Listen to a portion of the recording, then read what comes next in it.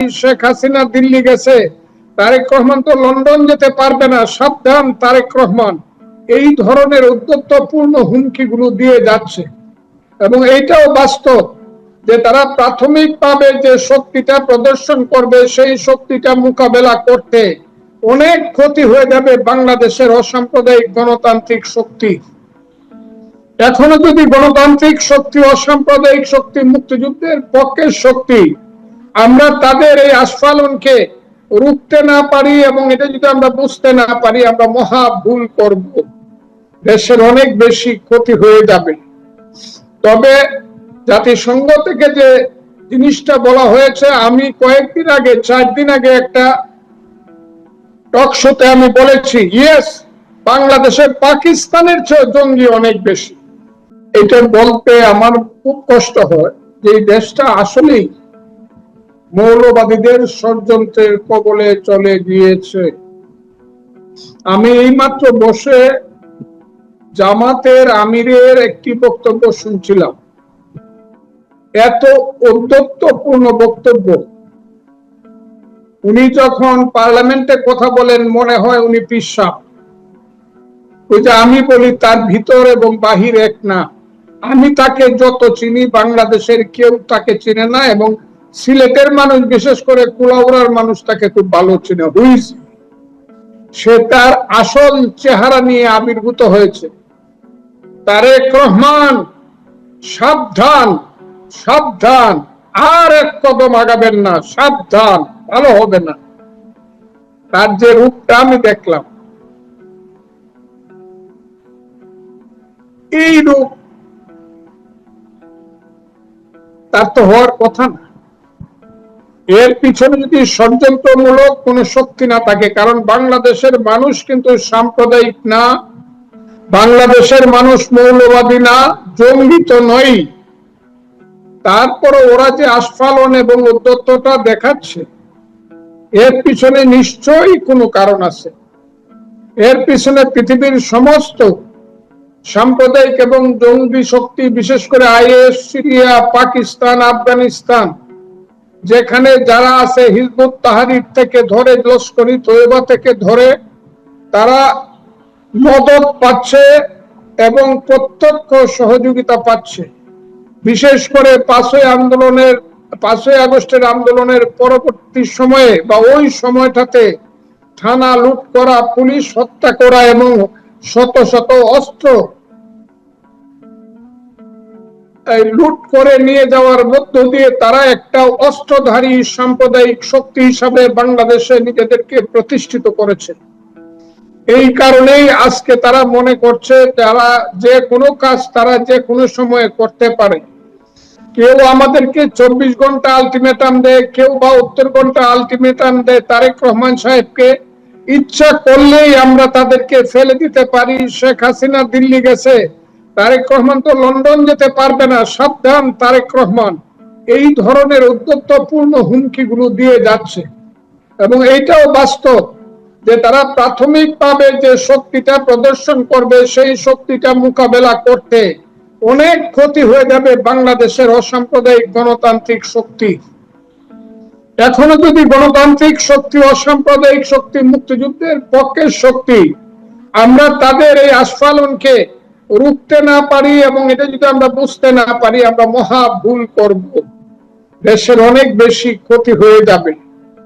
তবে জাতিসংঘ থেকে যে জিনিসটা বলা হয়েছে, আমি কয়েকদিন আগে 4 দিন আগে একটা টক শোতে আমি বলেছি, ইয়েস, বাংলাদেশের পাকিস্তানের চেয়ে জঙ্গি অনেক বেশি। পাকিস্তানের একটা পার্লামেন্ট সিট জামাত পায় কিনা জানি না, কিন্তু বাংলাদেশের 70টা সিট তারা পেয়ে ফেলে। কাজে তাদের আস্ফালন পাকিস্তানের চেয়ে বেশি, জঙ্গি পাকিস্তানিদের চেয়েও। এবং জঙ্গিদের এটা হলো একটা সাংঘাতিক ধরনের ফিল্ড, যে ফিল্ডে তারা জঙ্গিবাদ এবং সাম্প্রদায়িকতা না, শুধু তারা সমস্ত কিছু এইখানে চালাতে পারে। এই দেশটাকে আফগানিস্তান করার জন্য তারা প্রস্তুতি নিচ্ছে। সরকার এবং আমরা মুক্তিযুদ্ধের পক্ষে শক্তি এবং মুক্তিযোদ্ধারা যদি সচেতন না হই, তাহলে আমাদের বিপদ আছে, দেশের স্বাধীনতার সার্বভৌমত্ব থাকবে কিনা। আপনি কি মনে করছেন যে জামাতে ইসলামী বা তাদের সঙ্গে সম্পৃক্ততার মাধ্যমেই বাংলাদেশে আল কায়দার মতন আন্তর্জাতিক সন্ত্রাসী সংগঠন তাদের সেল প্রতিষ্ঠা করার চেষ্টা করছে?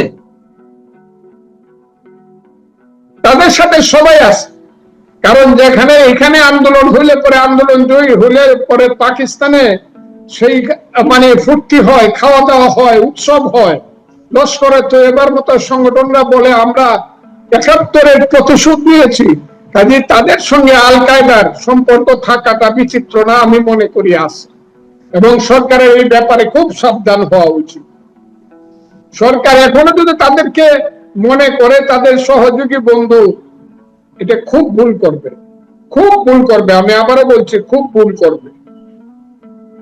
আপনি যেটি বলছেন, অনেকেই বলছেন যে জামাত বা জামাতের সাথে অন্য যারা এই যে নতুন দু একটি দল আছে তারা যে জোট বেঁধেছে, জামাত, এনসিপি বা আরো দু একটি দল, এই জোটকে বর্তমান সরকার, বিএনপি সরকার বেশ খানিকটা ছাড় দিচ্ছে এবং মিলেমিশে সরকার চালাতে চাইছে। যদি আপনি নিজেও যে কথা বললেন যে ছাড় দিলে ভুল করবে, কিন্তু অনেকে বলছে ছাড় দিচ্ছে, ছাড় দিয়ে তারা একসাথে রাজনীতি করার চেষ্টা করছে। যদি তাই হয় তাহলে কি ধরনের পরিণতি হতে পারে বিএনপির জন্য, আপনার দলের জন্য? আমি এটা বুঝি না। ছাড় দিচ্ছে বললেও এটা সবটা বলা হবে না। এর কারণ হলো এখানে যে ছাত্র শক্তি এবং যুব শক্তি বিএনপির মধ্যে আছে, তারা কিন্তু একদম এইসব রাজাকারের বাচ্চাদেরকে সহ্য করে না, পছন্দ করে না। তাদের বিরুদ্ধে কিন্তু তারা প্রতিরোধ গড়ে তুলে মাঝে মধ্যে। কিন্তু উপরের দিকে বিএনপির মধ্যে কিছু যারা ৭১ সনে, যাদের পূর্বপুরুষেরা স্বাধীনতা বিরোধী ছিল, তাদের মধ্যে একটা দুর্বলতা আছে জামাতের প্রতি। আমি বলছি না, অনেকে মনে করে যে বিএনপির মধ্যে একটা পার্সেন্টেজ জামাতের প্রতি দুর্বলতা আছে, এটা তাদের আদর্শিক বা নীতিগত কারণেই। এই জায়গাটা কিন্তু বিএনপিকে সাবধান থাকতে হবে। এবং যদি সাবধান না হয়, এইরকম ৭-৫-১২ ধরনের কথা যদি বলে, হ্যাঁ মুক্তিযুদ্ধও চাই, জঙ্গিবাদও অসুবিধা নাই, এই ধরনের মনোবৃত্তি নিয়ে কিন্তু এদেরকে থামানো যাবে না। এবং বাংলাদেশের সঠিক রাজনীতি দেশে হবে না, বাংলাদেশও নাও থাকতে পারে। এইরকম যে আমরা মুক্তিযুদ্ধ চাই, গণতন্ত্র চাই, আর জঙ্গিবাদ থাকলে, সাম্প্রদায়িকতা থাকলে কোনো অসুবিধা নাই। রাতের বেলা একটু ফোন করে তাদেরকে একটু ভাই কেমন আছেন, দাদা কেমন আছেন বলে আসেন, একসাথে কাজ করি বললেই সব শেষ হয়ে যাবে। সাপ কোনদিন সবল দিতে ভুল করে, এরা সাপের চেয়েও ভয়ঙ্কর। সাম্প্রদায়িক শক্তি, স্বাধীনতা বিরোধী শক্তি, এরা সাপের চেয়েও ভয়ঙ্কর। এই কথাটা আমি বললাম, এটা একদিন প্রমাণিত হবে। আমরা কি সেই জায়গা থেকেই দেখছি যে জুলাই যে জাদুঘরটি প্রতিষ্ঠিত হলো, জুলাই জাদুঘর, এক ধরনের আইন করা হলো, আইনে বিধান করা হলো যে জুলাই গণ অভ্যুত্থানের স্মৃতি, গণ অভ্যুত্থান স্মৃতি জাদুঘরে কোনো ধরনের কোন স্থাপন, নিদর্শন ধ্বংস, বিনষ্ট বা পরিবর্তন, ক্ষতি সাধন করলে সর্বোচ্চ 10 বছরের কারাদণ্ড এবং 10 লাখ টাকা অর্থদণ্ড। আর এই জাদুঘরের কিছু নিদর্শন চুরি বা পাচার করলে তার জন্য 5 বছরের কারাদণ্ড এবং বা 5 লাখ টাকা অর্থদণ্ড বা উভয় দণ্ড হতে পারে। আমার প্রশ্ন হচ্ছে, যেখানে আমাদের মুক্তিযুদ্ধ স্মৃতি জাদুঘর ধ্বংস করা হলো, লুটপাট করা হলো, মুক্তিযুদ্ধের অসংখ্য স্মৃতি নিদর্শন বুলডোজার দিয়ে গুড়িয়ে দেওয়া হলো, বঙ্গবন্ধু 32 নম্বর বাড়ি, বঙ্গবন্ধু স্মৃতি জাদুঘর, যেটি অবশ্য ৭১-এর অসংখ্য স্মৃতি নিদর্শন ছিল যেখানে, সেগুলো গুড়িয়ে দেওয়া হলো বুলডোজার দিয়ে। এবং এখনো অনেক কিছু হচ্ছে। কয়েকদিন আগে বীরশ্রেষ্ঠ হামিদুর রহমানের ভাস্কর্য গুড়িয়ে দেওয়া হয়েছে। সেসব বিষয়ে আমরা দেখতে পাচ্ছি না যে সংশ্লিষ্ট কর্তৃপক্ষের বা সরকারের বা প্রশাসনের কোনো ধরনের উদ্যোগ আছে। যেখানে আমাদের মুক্তিযুদ্ধের নিদর্শন ধ্বংস করা হচ্ছে সে বিষয়ে কোনো প্রশ্ন নেই, কিন্তু জুলাই স্মৃতি জাদুঘরের কিছু হলে তার জন্য 10 বছরের কারাদণ্ড, 10 লাখ টাকা অর্থদণ্ড ইত্যাদি ইত্যাদি ঘোষণা করা হচ্ছে। এটি কিসের আলামত? এই ধরনের কোন আইন বা সার্কুলার দিয়ে কোন প্রতিষ্ঠান বা কোন দর্শনীয় স্থান রক্ষা করা যাবে, তাহলে বোঝা গেল যে এদের মধ্যেই দুর্বলতা আছে, জাদুঘরের মধ্যেই দুর্বলতা আছে। অর্থাৎ জাদুঘরটা এটা সার্বজনীন না, এবং সার্বজনীন ভাবে মানুষ এটাকে স্বীকারও করে না। এই দুর্বলতাকে হয়তো বা এই আইনটা করা হয়েছে। আমি জুলাই জাদুঘর সম্পর্কে বেশি বলতে চাই না। The time will come and the time will answer in time. July জাদুঘর কতদিন, কিভাবে, কতটুকু মানুষ গ্রহণ করবে না করবে, ইতিহাস সেটা বলবে, একটু অপেক্ষা করতে হবে। তবে একটা কথা বলবো, আমাদের দুর্ভাগ্য, মুক্তিযোদ্ধাদের দুর্ভাগ্য, মুক্তিযুদ্ধের নামে, মুক্তিযুদ্ধের চেতনার নামে যারা 15 বছর দেশটাকে চালাইছিল, এই জায়গাতে যাওয়ার জন্য কিন্তু তাদের দুষ্কর্ম কম দায়ী নয়। তারাই কিন্তু এই দেশটাকে আজকে রাজাকার আল বদরের বাচ্চাদের হাতে তুলে দিছে, এবং এই ধরনের আইন আমাদেরকে শুনতে হচ্ছে। মুক্তিযুদ্ধের স্মৃতি থাকবে কি থাকবে না, ইমাম হুসেনের স্মৃতি কিন্তু 200 বছর পরে আসছে। 200 বছর, কারবালার 200 বছর পরে ইমাম হুসেনের স্মৃতি সারা পৃথিবীতে আসছে। ইমাম হুসেন আজকে সারা পৃথিবীর মুসলমানের 10ই মুহররম আসার সঙ্গে সঙ্গে ইমাম হুসেনের পূর্ণ স্মৃতি ভেসে উঠে মানুষ হাই হুসেন করে কাঁদে, ইয়াজিদকে অভিসম্পাদ দেয়, ইয়াজিদকে অভিশাপ দেয়। এই জায়গাটা কিন্তু মুক্তিযুদ্ধকে কেউ এদেশে ধ্বংস করতে পারবে না। মুক্তিযুদ্ধ মানুষের হৃদয়ে থাকবে, ইতিহাসে থাকবে। আর মুক্তিযুদ্ধটা শুধু বাংলাদেশের ভিতরের ব্যাপার ছিল না।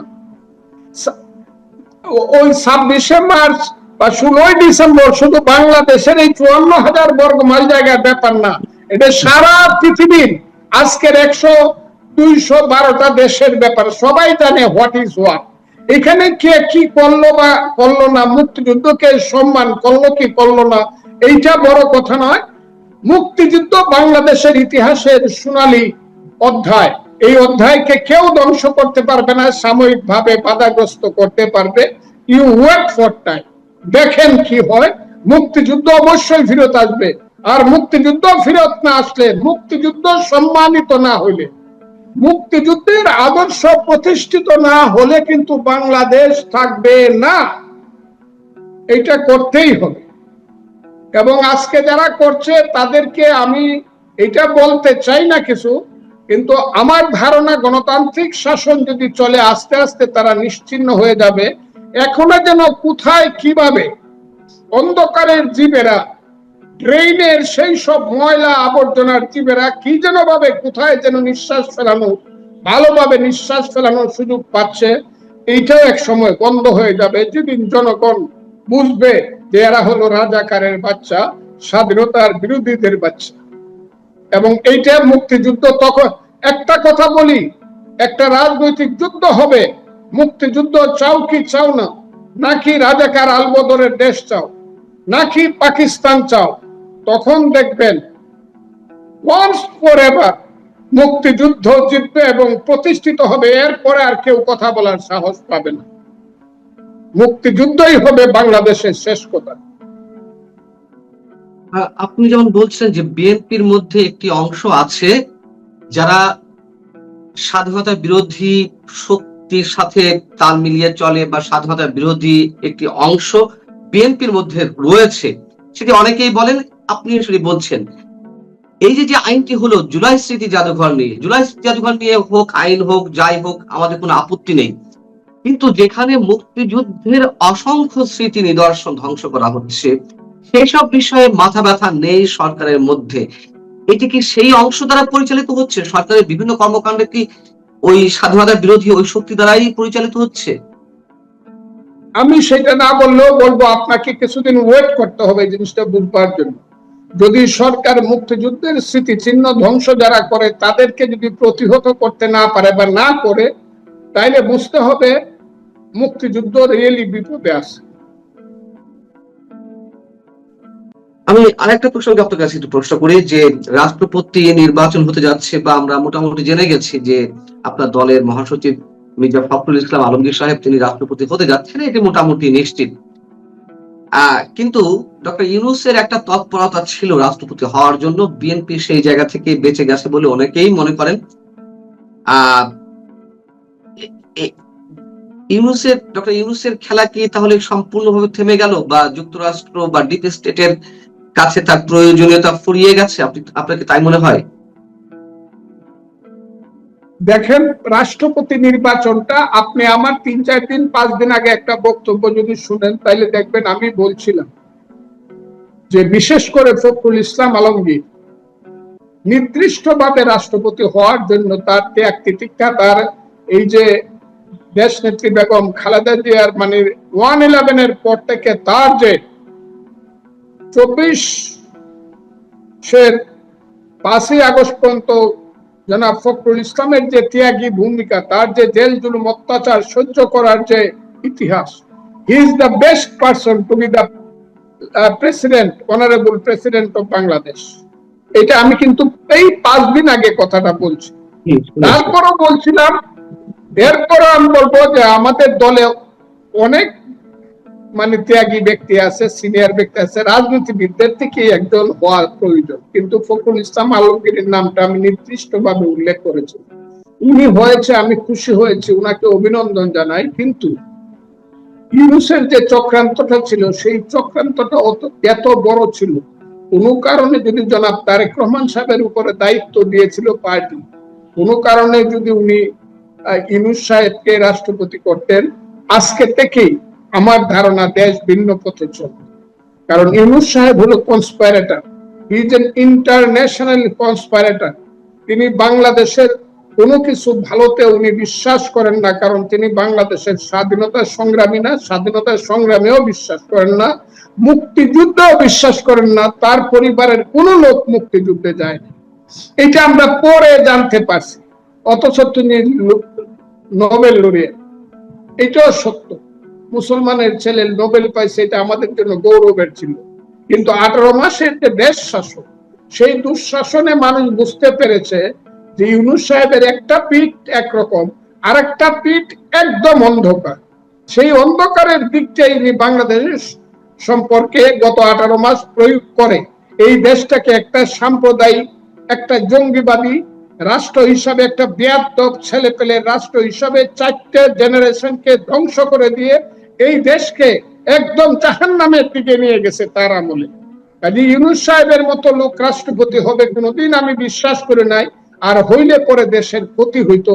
তবে ইউনূস সাহেবের খেলা শেষ হয়ে গেছে এইটা আমি মনে করি না। ইউনূসের খেলা থামেনি, এবং ইউনূস রাষ্ট্রপতি না হওয়াতে দেশ অনেকভাবে বেঁচে গেছে, বিএনপিও বেঁচে গেছে। কিন্তু ইউনূস সরকারের, ইউনূস প্রশাসনের অনেকেই এখনো বিএনপি সরকারের মধ্যে রয়ে গেছে, বিএনপি প্রশাসনের মধ্যে রয়ে গেছে।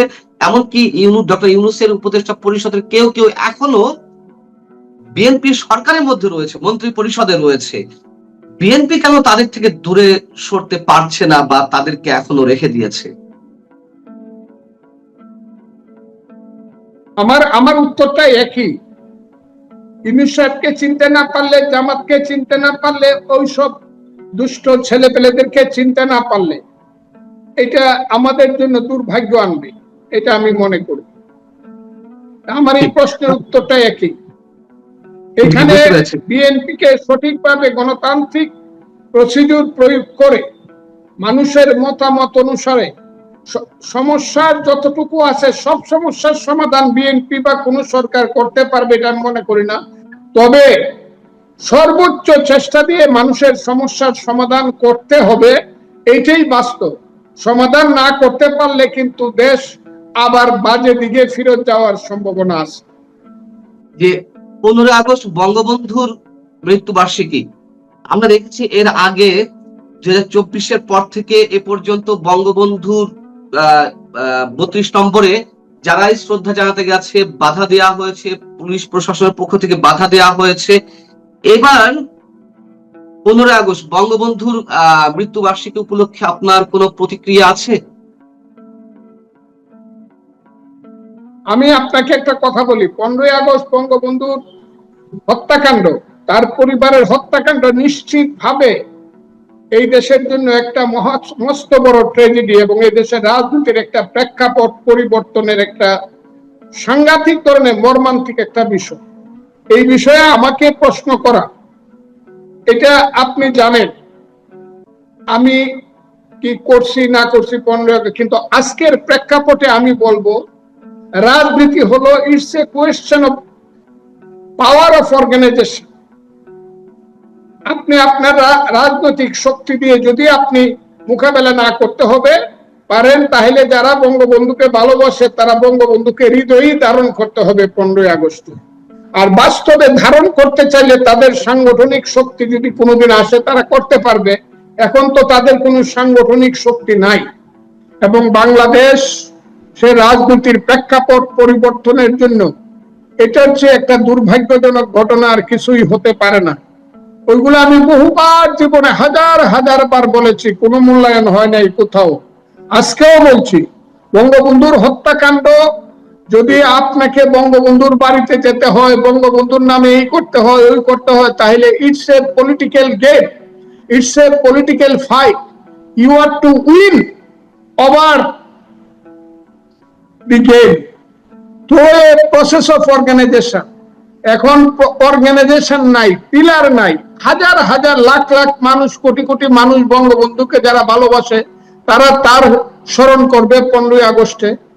আবার যারা ভালোবাসে না তাকে অভিসম্পাদ দিবে। কিন্তু ভালো যারা বাসে তারা যদি বঙ্গবন্ধুকে স্বনামে, এবং স্বনামে বলবো না, বাস্তবে প্রতিষ্ঠিত করতে হয়, they must come out successful through a process of organisation. কিন্তু এখন তো তারা নাই, কোথায় তারা নাই। তো এই জন্য আমি দায়ী করব 15 বছরের শেখ হাসিনার শাসনকে। আমি বারবার বলতাম, শেখ হাসিনা আপনি চলে যাবেন কিন্তু একজন মহান ব্যক্তির ধ্বংস করে যাবেন, আপনার মহান পিতাকে ধ্বংস করে যাবেন, এটা বারবার বলতাম তখন। আজকে দেখেন আমার কথাটা সত্য কিনা। 15 আগস্ট আসবে যাবে, এটা খুব বড় ব্যাপার না। আমি একবারই বলছি যে ইমাম হুসেন কিন্তু 200 বছর পরে পৃথিবীতে প্রতিষ্ঠিত হয়েছে, যে ইমাম হুসেন এই সত্য ছিল, ইমাম হুসেন এই সত্যর প্রতীক, ইয়াজিদ হইল মিথ্যা এবং অভিসম্পাতের প্রতীক এবং অধর্মের প্রতীক। এই জিনিসগুলা প্রতিষ্ঠিত হবে, কথা খুব ক্লিয়ার।